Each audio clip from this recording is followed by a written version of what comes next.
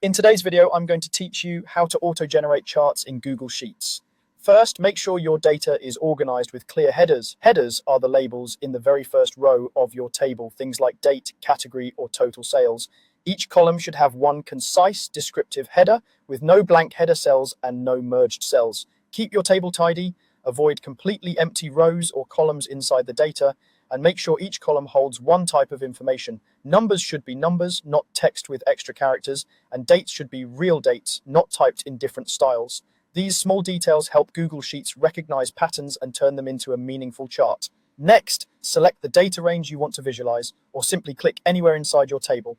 If your data is in one clean block with headers on top, clicking inside is often enough for Sheets to detect the full range automatically.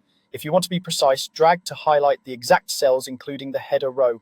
A quick tip: consistent formatting and contiguous data make auto selection more reliable.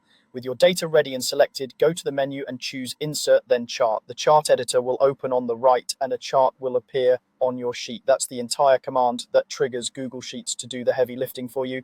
By default, the chart sits on top of your sheet. You can drag it to a clear spot so it doesn't cover your numbers, and it will stay linked to the cells you selected. When the data changes, the chart updates automatically. Google Sheets will automatically generate a chart based on the structure of your data. It uses the headers for labels and intelligently assigns your categories and values to the appropriate axes. For example, a column of dates paired with numeric values will often produce a line or column chart right away. If the result doesn't look quite right, double check that your headers are present and spelled consistently. Your range includes the labels and there aren't stray blank rows or text where numbers should be. And that's all there is to it. Organize with clear headers, select your data or click inside it, go to Insert and pick Chart, and let Google Sheets auto-generate the visualization. A clean setup up front saves time and helps Sheets choose the best default.